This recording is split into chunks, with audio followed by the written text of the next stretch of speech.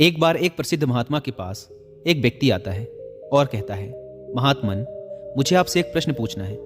महात्मा ने कहा, पूछो, क्या प्रश्न है तुम्हारा? व्यक्ति ने कहा, हम सभी लोगों के पास 2 हाथ, 2 पैर, एक दिमाग और 24 घंटे का समय होता है, लेकिन कुछ थोड़े से लोग बहुत ज़्यादा सफल हो जाते हैं। सभी उनकी इज्जत करते हैं, उनसे दोस्ती करना चाहते हैं, उनके साथ समय बिताना चाहते हैं, लेकिन ज़्यादातर लोग सिर्फ सफलता की चाहत लिए और एक सामान्य सा जीवन जीकर ही इस दुनिया को अलविदा बोल देते हैं। तो आखिर ऐसा क्यों होता है?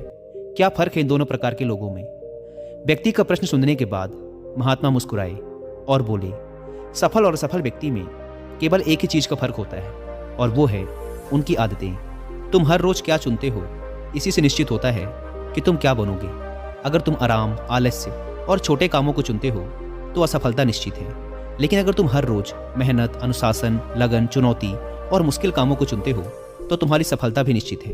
लेकिन दुर्भाग्य से ज़्यादातर लोग अनजाने में ही अपने आसपास के माहौल, माता पिता और लोगों की वजह से ऐसी आदतों और दिनचर्या के साथ बड़े हुए हैं जो उन्हें सफल होने से रोकती है और ऐसा इंसान नहीं बनने देती जैसा वो बनना चाहते हैं। ज़्यादातर लोग सिर्फ खाने, पहनने, घूमने, छोटे मोटे काम करने और फिर मर जाने तक के बारे में ही सोच पाते हैं, क्योंकि वो लोगों को यही सब करते देखते बड़े हुए हैं।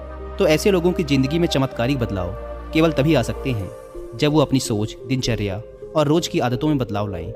व्यक्ति ने कहा, महात्मन, आपने आदतों के महत्व के बारे में बात की, तो क्या आप मुझे ऐसी 5 आदतों के बारे में बता सकते हैं जिन्हें अपनाने से मैं न केवल आर्थिक रूप से सफल बनूं, बल्कि शारीरिक और मानसिक रूप से मजबूत बनूं, समाज में मेरी इज्जत हो, लोग मेरे काम से प्रेरणा लें और आने वाली पीढ़ी के लिए मैं एक अच्छा उदाहरण पेश कर सकूं? महात्मा ने कहा, बिल्कुल, आज मैं तुम्हें जिन 5 आदतों के बारे में बताने जा रहा हूं, उनका प्रभाव तुम्हें तुरंत नहीं दिखेगा, लेकिन अगर तुम इन 5 आदतों को अपने जीवन का हिस्सा बना लेते हो तो तुम दुनिया के 99% लोगों से हमेशा आगे रहोगे और सफलता तुम्हारे कदम चूमेगी।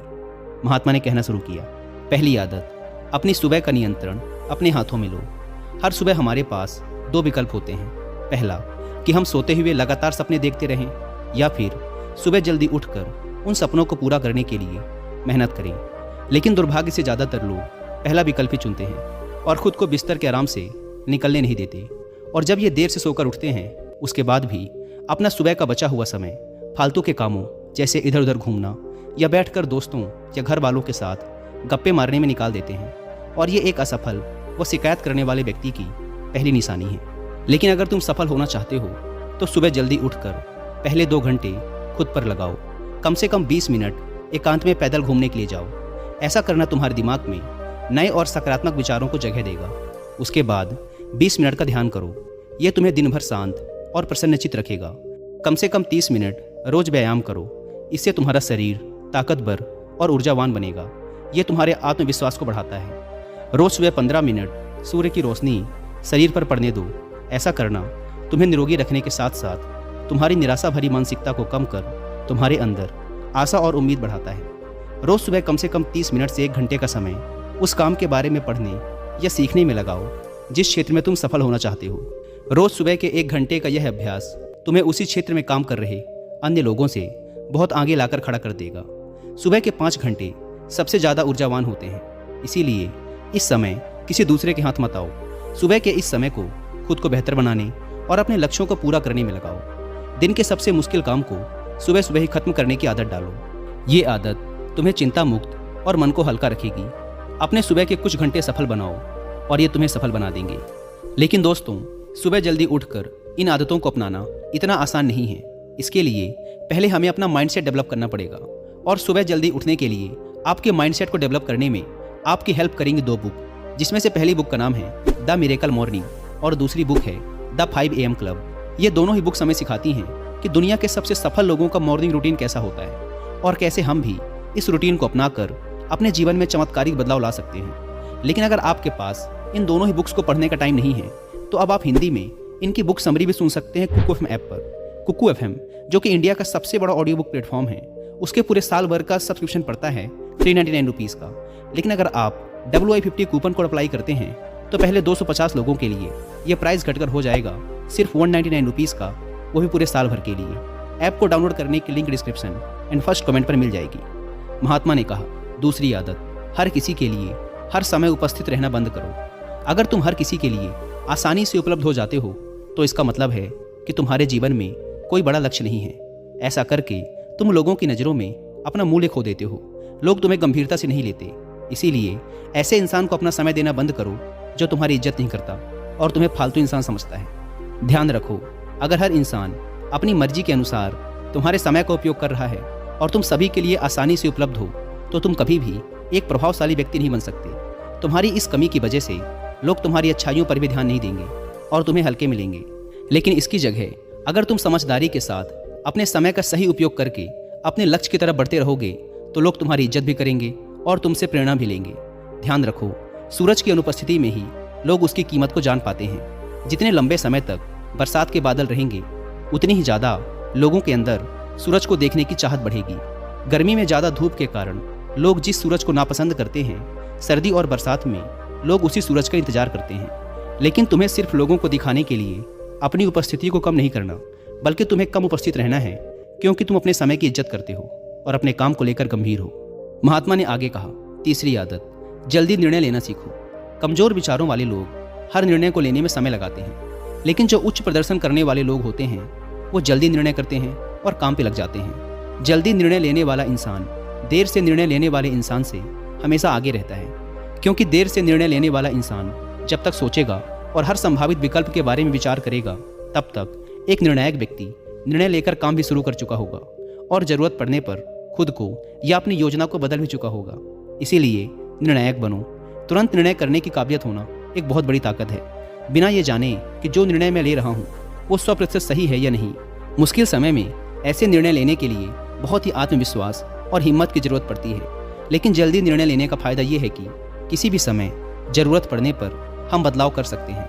अक्सर लोग ये कहते हैं कि जानकारी एक ताकत है, लेकिन ये हर समय सही नहीं है। ज़्यादा जानकारी तुम्हें नुकसान भी पहुंचा सकती है। अगर तुम अपना बहुत ज़्यादा समय जानकारी इकट्ठा करने, सोचने और योजना बनाने में लगा रहे हो तो इसका मतलब है कि तुम सबसे कम समय उस काम को करने में लगाने वाले हो। इसीलिए किसी भी काम के बारे में ज़्यादा जानकारी इकट्ठा करने की ज़रूरत नहीं है। कुछ समय लेकर ठीक से सोच लो, लेकिन जब एक बार निर्णय ले लिया तो उसी के साथ चिपके रहो जब तक कि उसे बदलना बहुत ही ज़रूरी न हो जाए। जल्दी लिया गया अधूरा निर्णय भी उस सही निर्णय से ज़्यादा सही है जो समय निकलने के बाद लिया गया है। रोज़मर्रा के ज़्यादातर निर्णय उससे भी कम समय में लिए जा सकते हैं जितना समय हम उन्हें देते हैं। जल्दी निर्णय लेना सीखने का केवल एक ही तरीका है कि जितने हो सकें उतने ज़्यादा निर्णय लो और उनसे सीखो, ना कि सिर्फ जानकारी लेते रहो और सोच विचार कर खुद को एक समझदार व्यक्ति बनने का इंतजार करते रहो। चौथी आदत, सही त्याग करना सीखो। तुम चाहो या ना चाहो तुम्हें हमेशा किसी न किसी चीज़ का त्याग करना ही पड़ेगा। अगर तुम अपने लक्ष्य के लिए त्याग नहीं करते तो तुम्हें अपने लक्ष्य का त्याग करना पड़ेगा। जब तुम अपना समय बर्बाद कर रहे होते हो तब भी तुम अपने संभावित सुनहरे भविष्य का त्याग कर रहे होते हो। इसीलिए तुम्हें सही चीज़ को छोड़ना आना चाहिए।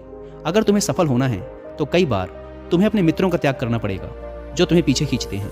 तुम्हें कुछ समय के लिए अपने आराम, पसंदीदा खाने, घर और रिश्तेदारों का भी त्याग करना पड़ सकता है, लेकिन यह त्याग हर समय आसान नहीं होता।